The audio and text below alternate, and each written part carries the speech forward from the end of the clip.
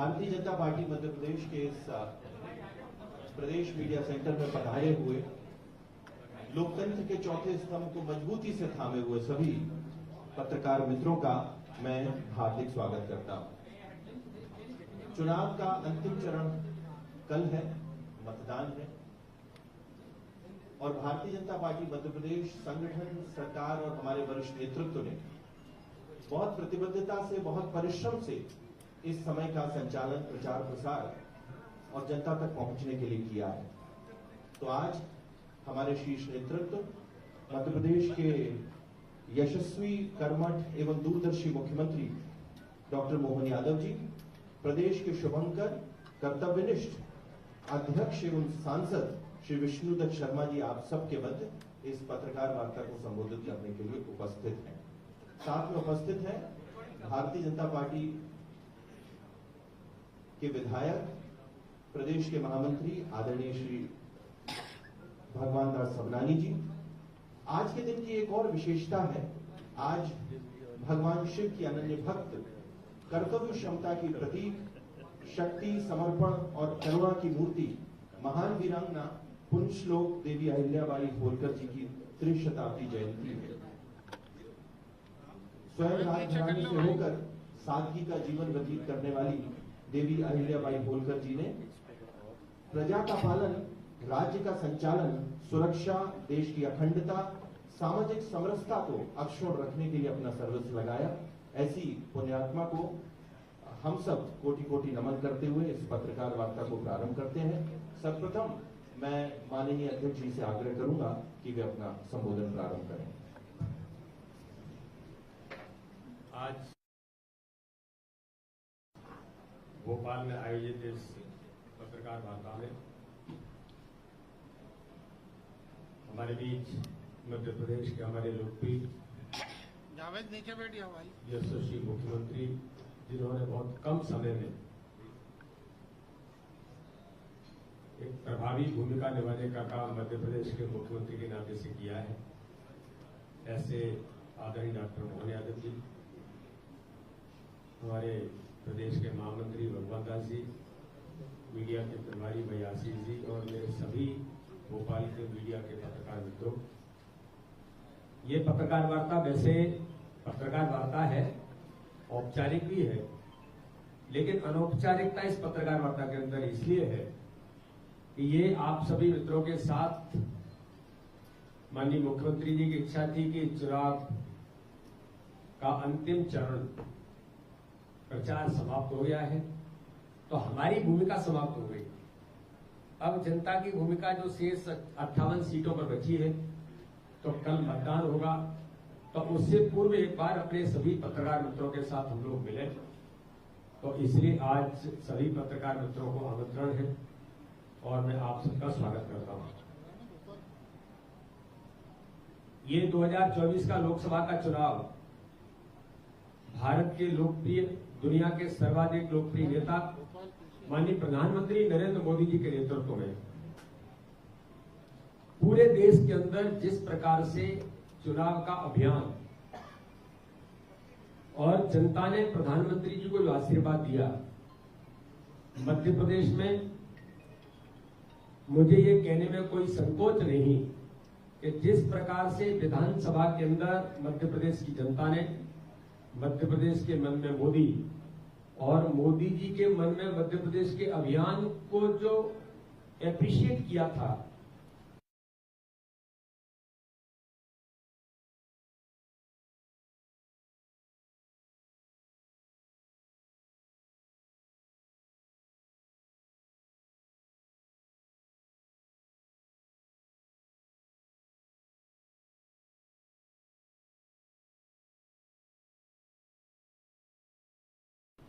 और मध्य प्रदेश की जीत का सबसे बड़ा आधार माननीय प्रधानमंत्री मोदी जी के नेतृत्व में जनता ने जो आशीर्वाद दिया, लोकसभा के चुनाव में भारतीय जनता पार्टी के माननीय प्रधानमंत्री मोदी जी को मध्य प्रदेश के अंदर भी इस चुनावी अभियान में ऐतिहासिक सफलता मध्य प्रदेश को मिलेगी।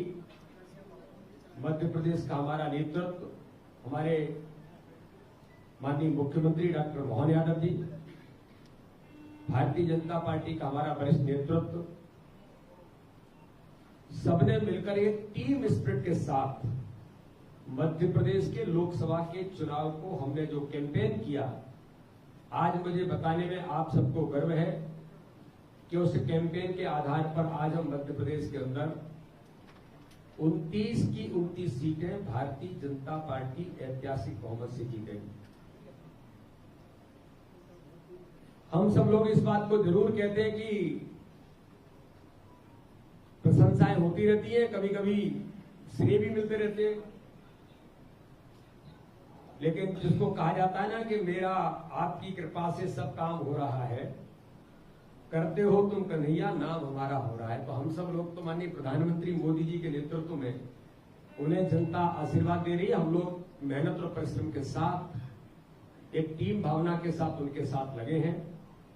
इस विधानसभा चुनाव के बाद जो परिणाम आए और लोकसभा चुनाव के बाद के जो परिणाम आएंगे, 4 तारीख को जब काउंटिंग शुरू होगी, तो मुझे आपको बताने में इस बात का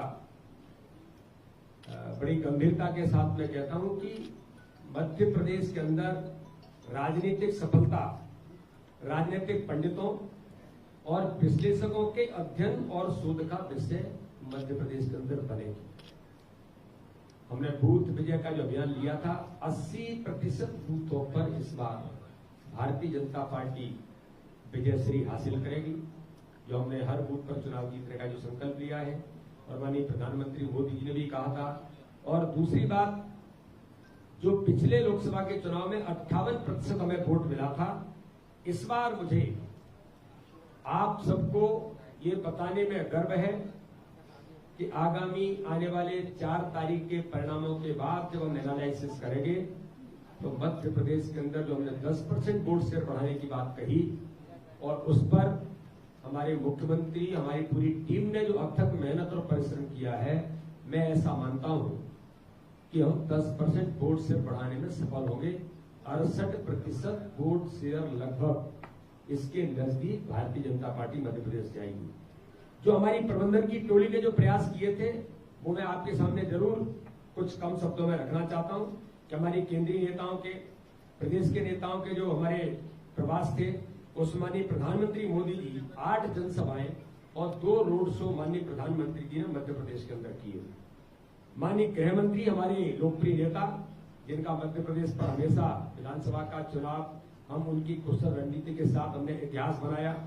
तो माननीय अमित शाह जी यहाँ पर 4 जनसभाएं, 1 रोड शो और 1 क्लस्टर की बैठक, बूथ स्तरीय सम्मेलन और 1 प्रबुद्ध सम्मेलन, क्योंकि माननीय अमित शाह जी के प्रयासों में हमेशा बूथ और कार्यकर्ता से उनके प्रयास ही हमेशा उनकी अग्रणी भूमिका में रहे हैं।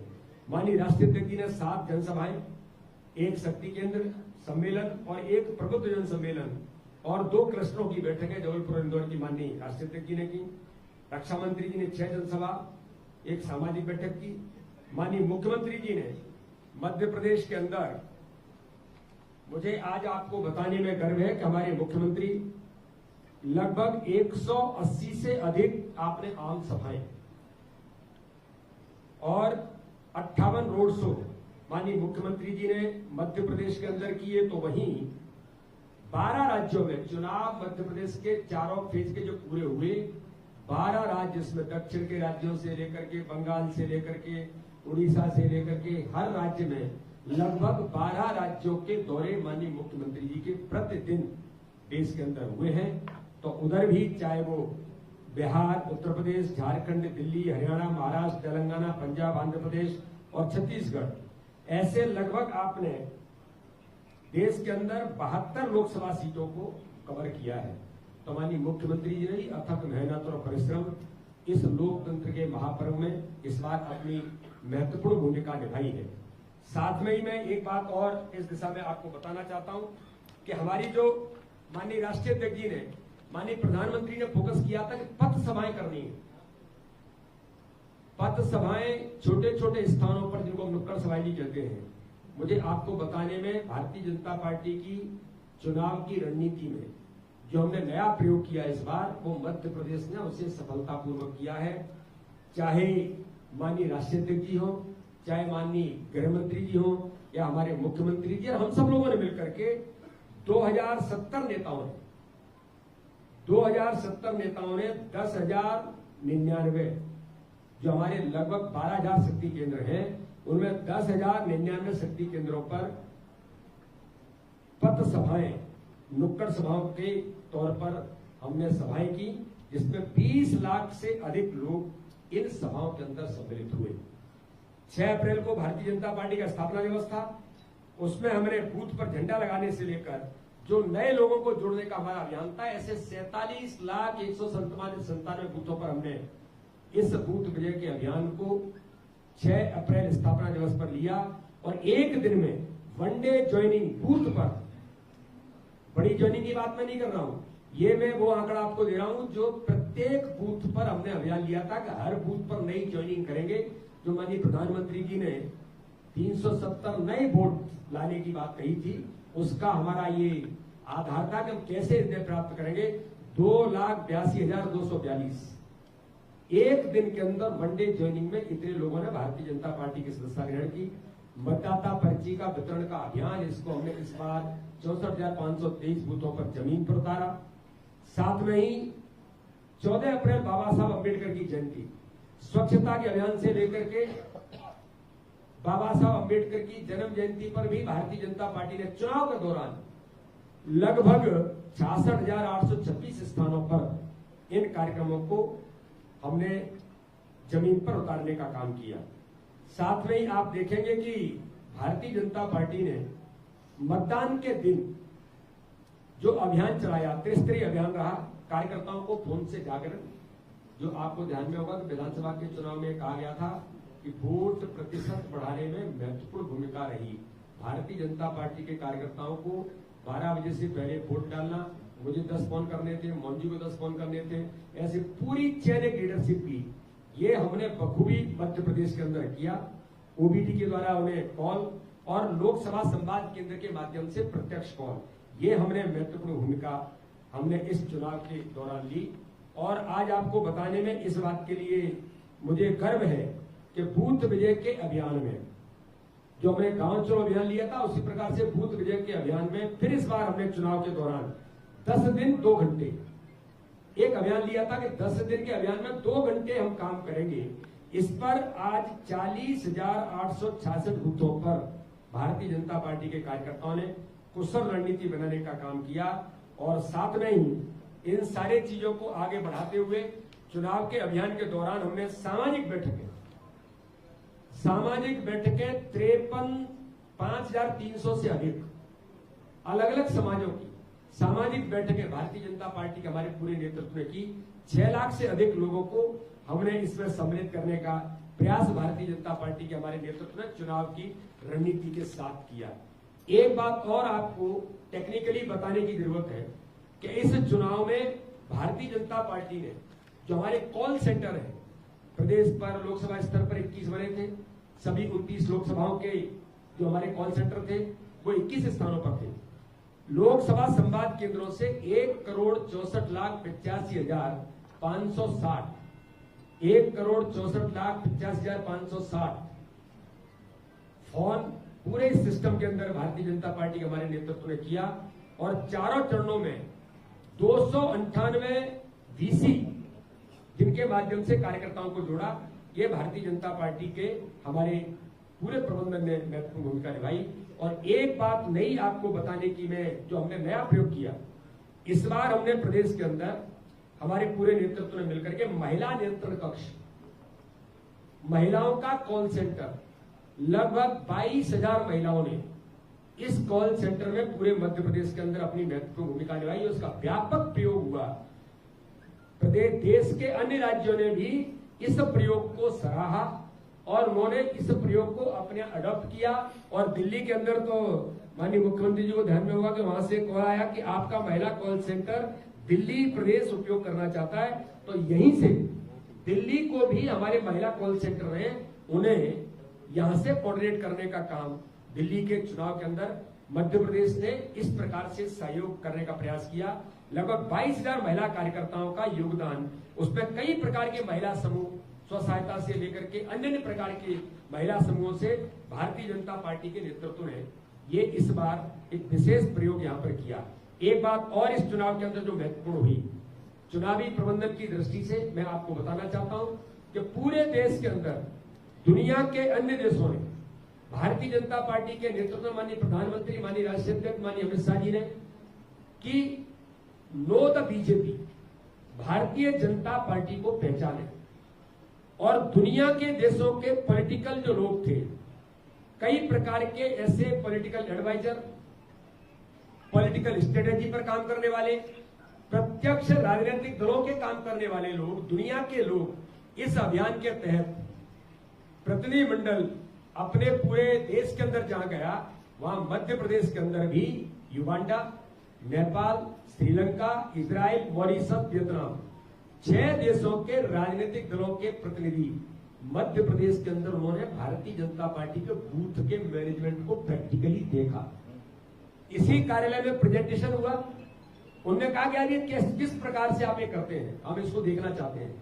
तो भारतीय जनता पार्टी का बूथ प्रबंधन जो मध्य प्रदेश के कार्यकर्ताओं ने, मध्य प्रदेश की टीम ने जिसे बेहतर देश के अंदर किया, दुनिया के लोगों ने भी उसको यहां पर देखा और उसको अप्रिशिएट करते उन्होंने कहा इस दिशा में हम अपने देशों के अंदर भी, अपने ऑर्गेनाइजेशन में भी इस बात को इंट्रोड्यूस करने का प्रयास करेंगे।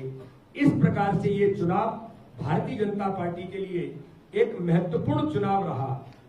और ये ऐतिहासिक चुनाव में जो मैंने कहा कि मध्य प्रदेश के अंदर हम इस बार ऐतिहासिक बहुमत के साथ 29 की 29 सीटें, हम छिंदवाड़ा भी ऐतिहासिक बहुमत से जीत रहे हैं।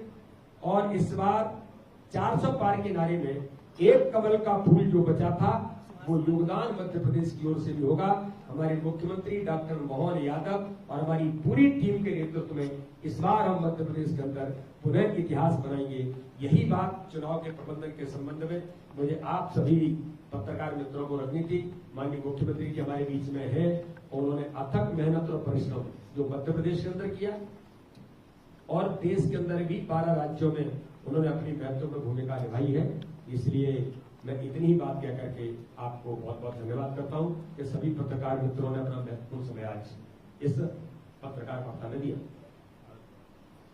धन्यवाद माननीय अध्यक्ष जी। इसके पश्चात में आग्रह करूंगा मध्य प्रदेश के यशस्वी मुख्यमंत्री डॉक्टर मोहन यादव जी से कि वे कृपया अपना संबोधन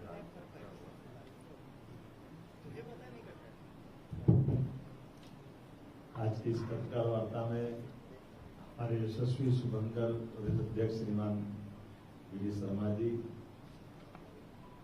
इस अवसर पर मीडिया प्रभारी माननीय आशीष जी, हमारे महामंत्री और यहाँ के लोकप्रिय विधायक भगवान दास समदानी जी, इस अवसर पर आप सब माननीय पत्रकारगण,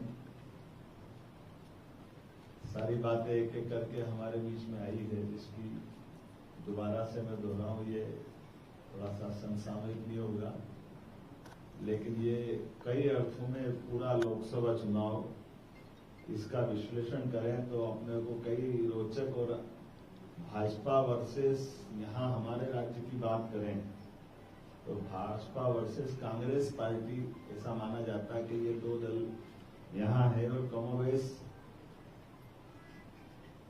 काल के प्रवाह में जो हुआ वो अलग बात है। अदरवाइज कांग्रेस ने अपनी धीरे धीरे करके जो लगातार पतन की स्थिति पकड़ी, उसकी पराकाष्ठा भी मध्य प्रदेश में हुई। और देश में 2 उदाहरण आपके सामने देना चाहूंगा, बड़ा अलग ढंग से देखते हैं एक भाजपा की चुनाव की रणनीति कैसे होती है, चुनाव में कैसे जाना चाहिए, और कांग्रेस का मनोबल कितना गिरा हुआ है इसका एहसास भी हम सबको हो रहा होगा, क्योंकि अब चुनाव के लिए हमारा प्रदेश तो पूरा हो चुका है।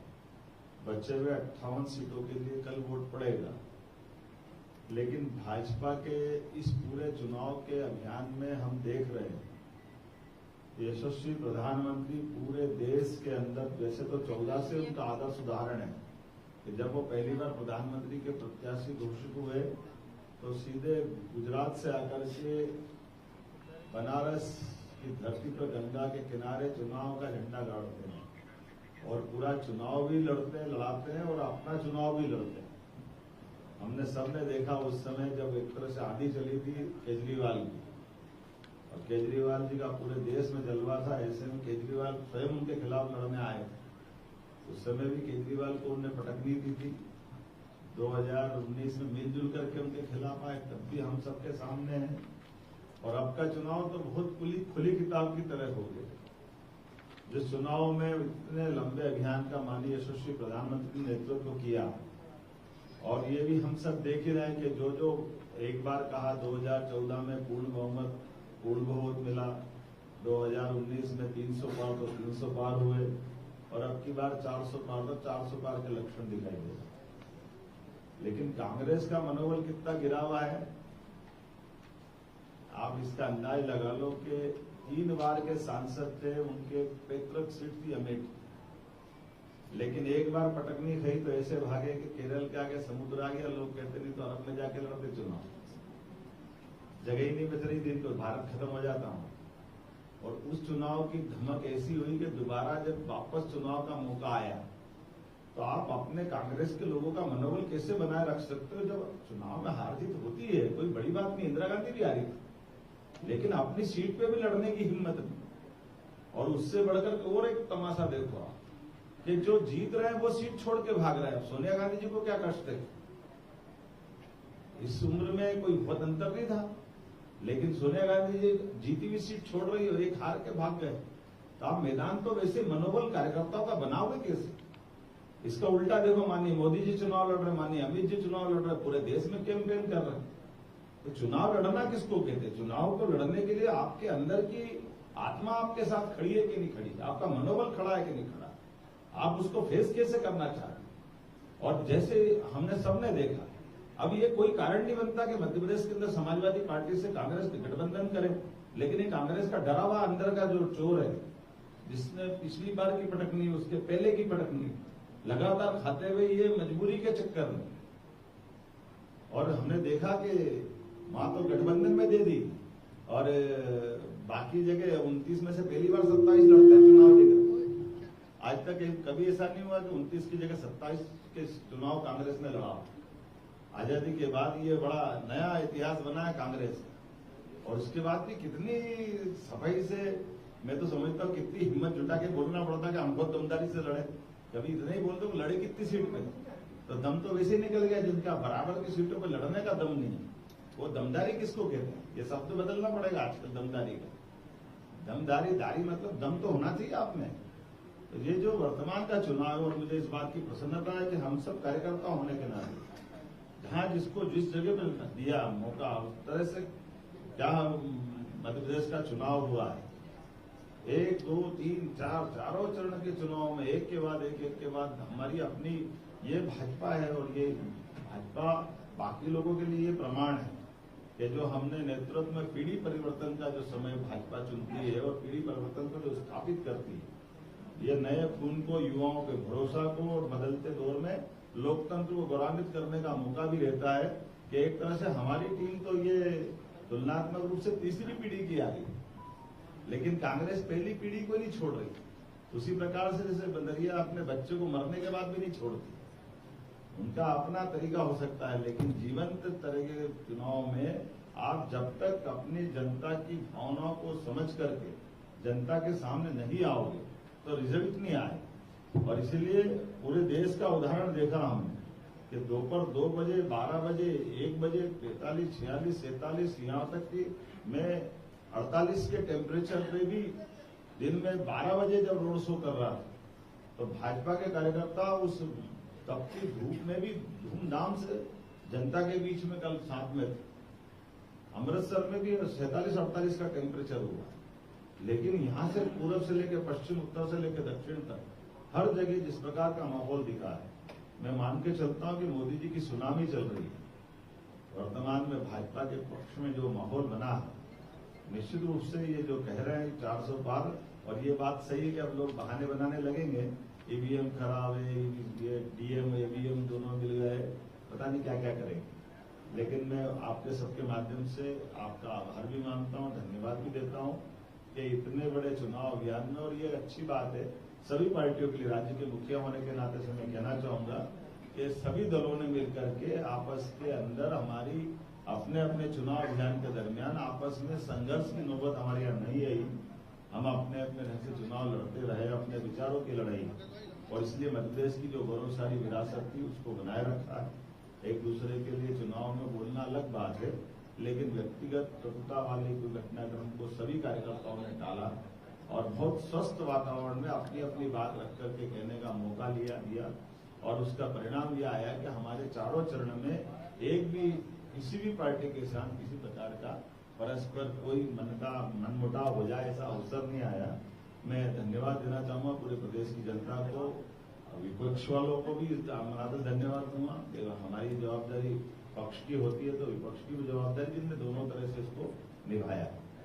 मेरी अपनी बात तो खत्म हो गई। अब ये बात सही है कि मैं यहाँ बैठा हूँ तो ये दुविधा भी महसूस कर रहा हूँ कि ये चुनाव की बात करने के लिए हम प्रेस में जरूर बैठे हैं, लेकिन लोग सरकार की बात करेंगे, पर मैं कह रहा हूँ 5 साल जल्दी क्यों करो। तो इसलिए उम्मीद करता हूँ कि बातें सरकार की सरकार में कर लेंगे। आज तो चुनाव की बात करें क्योंकि चुनाव को लेकर प्रेस कॉन्फ्रेंस है। मैं एक बात, मेरे जो 29 लोकसभाओं के 171 विधानसभाएं और 192 अलग अलग प्रकार के कार्यक्रमों में सहभागिता रही।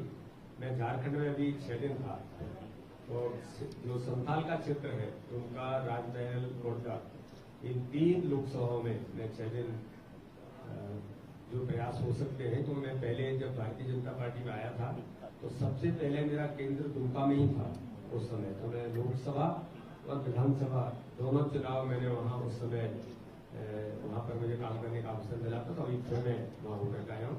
और एक दिन मैं और माननीय मोहन जी के साथ मैं हमीरपुर लोकसभा के अंदर भी, जो मेरी लोकसभा से लगा हुआ है, इसलिए वहाँ भी एक दिन हमारा दौरा हुआ था।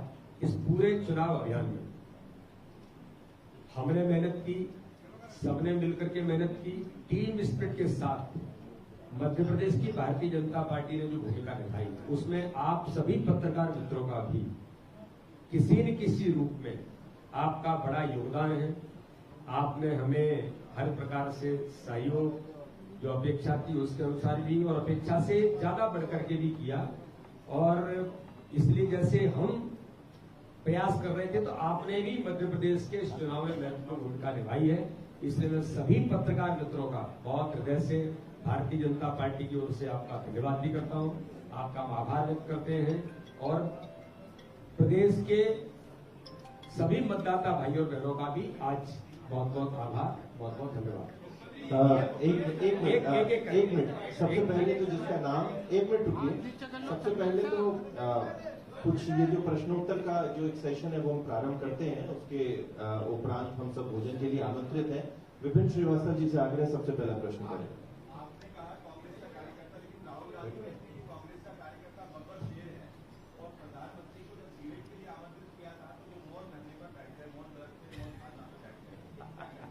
मैं तो नहीं जानता हूँ, डिबेट उससे की जाती जो डिबेट लायक।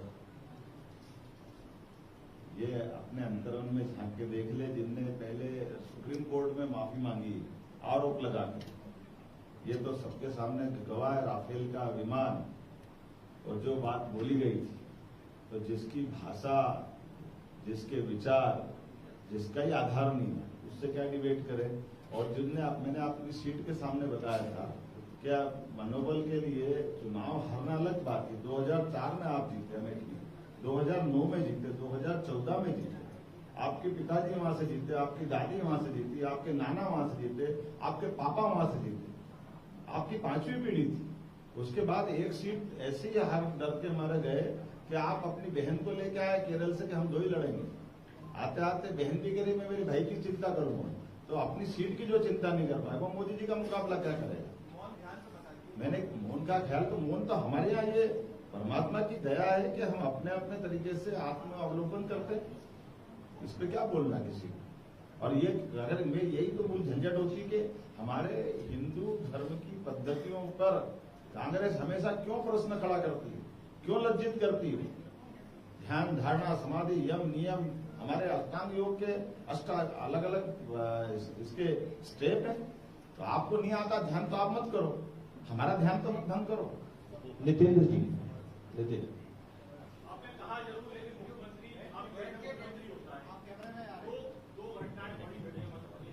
अभी चुनाव में तो अरे मैं अभी यहाँ के बात करूंगा बात नितिन जी विषय पे निकल नितिन जी अभी आते हैं। एक मिनट से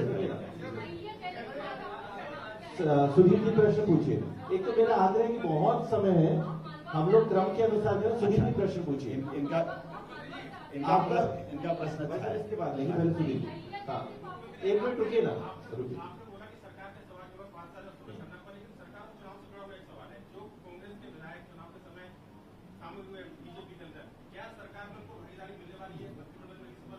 भविष्य कौन जानता है, आप बताओ। चलिए, आप मालवा से आते हैं और मालवा पूरे देश की नजर रही है और मालवा में ही वरिष्ठ बीजेपी के नेताओं ने कहा है कि इसकी क्या जरूरत थी, जो हुआ था इंडिया की नगरी इंदौर में। इसके बारे में आप क्या कहते हैं? नहीं, आपने दो प्रश्न इकट्ठे कर दिए। मैं तो आपका स्वागत कर रहा था अहिल्या जयंती के लिए, अगर आप बोलते तो। आज 300वीं जयंती है अहिल्या माता की। मैं यहाँ पुष्पांजलि कर रहा हूँ, उसके पहले पार्टी कार्यालय में माननीय अध्यक्ष के साथ हमारा तो सुन लो, आपने प्रश्न पूछिए। फिर तीसरी बात, हमने माननीय इंदौर में जाकर के एक बड़ा कार्यक्रम उसमें सम्मिलित होने वाला हूँ। मैं तो ये मान के चलता हूँ, मैंने बनारस की धरती पर वहाँ भाषण में सबके बीच बोला कि काल के प्रवाह में मध्य प्रदेश और उत्तर प्रदेश का जो वर्तमान का बनारस का जो संबंध बना है, ये दोनों राज्यों को कितना गौरवान्वित करता है। हम थोड़े कमजोर हुए तो हमारे भगवान पे प्रहार हुआ, लेकिन वो हिंदुओं की सारी भावनाओं का सम्मान करते हुए उस मुगल काल में माननीय स्वर्गीय राजमाता सिंधिया अहिल्याबाई ने हमारे लिए वहां देवस्थान उपलब्ध कराया। ये भारत की सांस्कृतिक एकता का कितना बड़ा उदाहरण है।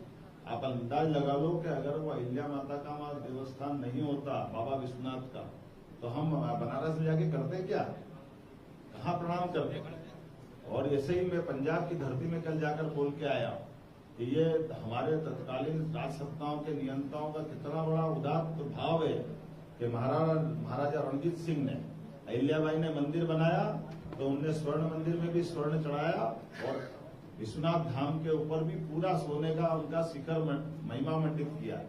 ये भी उस काल में जिस काल में हमारे लिए ये माना जाता है गुलामी का काल।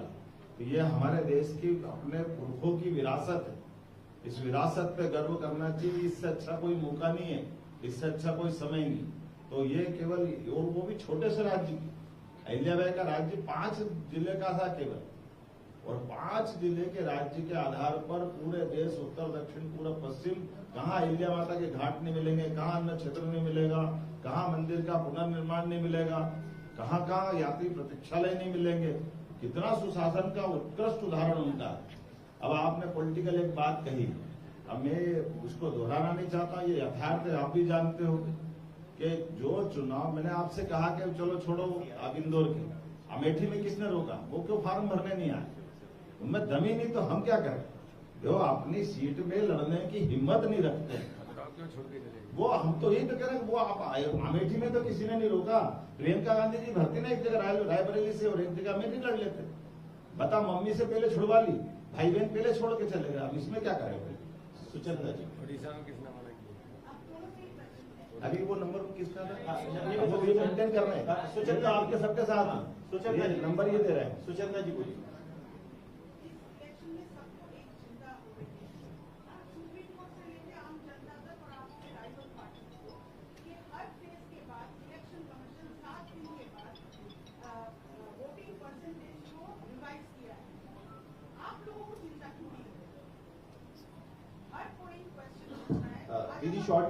दीदी शॉर्ट प्रश्न आ गया, बैठिए प्लीज।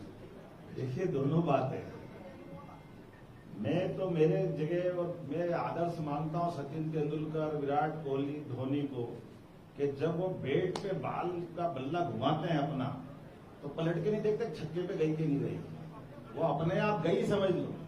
तो हम तो जिस दिन चुनाव लड़के आते हैं और चुनाव के अंदर जनता का जो चेहरे पे आत्मविश्वास दिखता है, तो हम मान के चलते कि चुनाव का परिणाम निश्चित हमारे पक्ष में आ रहा है, इसमें कोई विचार की बात नहीं। ये सारा चोर उनको खाता है जिनको लगता है कि कैसे भी करके छीका टूटे, हमारा आनंद आ जाए। बिल्ली के भाग से छीका टूटने वाला नहीं है। निश्चित रूप से परिणाम खुली आंखों से दीवारों पे दिख रहा है और इस परिणाम के आधार पर भाजपा की फिर सरकार बन गई। प्रमोद शर्मा। सर, आपने प्रचार के दौरान कई जगह कहा यूसीसी भी है मेरा एक मिनट प्रमोद जी, अध्यक्ष जी कुछ कह रहे हैं जी। अब मेरे को एक बात बताओ, तुम्हारा मथुरा वाले ने क्या बिगाड़ा? ये तो डंके की चोट बोलता हूँ। जब अयोध्या में भगवान राम मुस्कुरा रहे हैं, बाबा महाकाल का महालोक का आनंद आया है, तो मथुरा भी आनंद देगा, उसमें क्या बड़ी बात है? कृष्ण कन्हैया लाल की जय बोलेंगे, मटकी फोड़ेंगे, आनंद लेंगे, इसकी क्या बात? इस प्रश्न पर मैं एक चीज कहना चाह रहा था जो आपने उठाया। देश के अंदर 55 वर्षों तक राज करने वाला राजनीतिक दल आज इतना हल्का हो सकता है, आज का नेतृत्व इतना कमजोर हो सकता है कि वो इस प्रकार की चीजें समाज के अंदर लाए। इलेक्शन कमीशन है, उसकी ट्रांसपेरेंसी पर हम प्रश्न खड़ा नहीं कर सकते। तो आधार क्या है? कोई आधार नहीं है, केवल भ्रम फैलाना समाज के अंदर। प्रधानमंत्री जी को यह कह देना कि वो जो है मौन धारण करके चले गए। अरे 140 करोड़ जनता का अपमान कर रहे हैं, ये कोई मजाक है? कोई व्यक्ति देश के प्रधानमंत्री को कह दे कि वो छोड़ के चले गए, भाग गए, वो लोग वजह करके मौन बैठ गए। अरे आप में क्षमता नहीं है मौन करने की। आध्यात्म उसी को होता है जिसका भगवान को जिसका आशीर्वाद होता है। इसलिए ये इलेक्शन कमीशन में प्रश्न खड़े करना, इस प्रकार की ईवीएम पर चीजें उठाना, ये कांग्रेस बहुत आज कमजोर हो गई है और हल्केपन से देश के अंदर इस प्रकार की बातें कर रही है। इसलिए इसका कोई जवाब नहीं है। इलेक्शन कमीशन ने कहा है, क्या आधार है बताइए? कैसे आप कुछ भी बोल रहे हैं? देश की संवैधानिक संस्थाओं पर थोड़ा विश्वास करना चाहिए। ये दुर्भाग्यजनक है, देश की कमजोरी का ये उदाहरण है। मनोज सैनी जी। प्रधानमंत्री नरेंद्र मोदी एक सभा में कहे थे कि 4 तारीख के बाद, 4 जून के बाद मुख्यमंत्री को सब करेंगे जो यहाँ की जनता देख रही है। आपने बहुत कुछ किया भी है, निमंत्रण की पहल बड़ी अच्छी पहल है, तो अब क्या प्रायोरिटीज रहने वाली है और क्या कुछ नया? सरकार पे आई गए धुआं मुंह।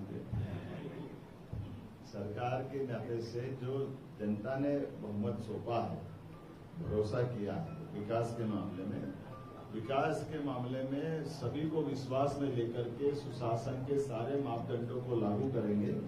मध्य प्रदेश की अपनी इकोनॉमिकल ग्रोथ रेट से लगा करके सभी सेक्टर में समान रूप से सभी को विकास के अवसर के साथ जोड़कर प्रदेश को नंबर 1 पे ले जाएंगे।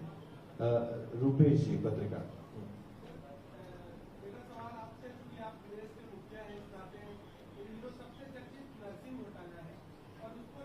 सरकार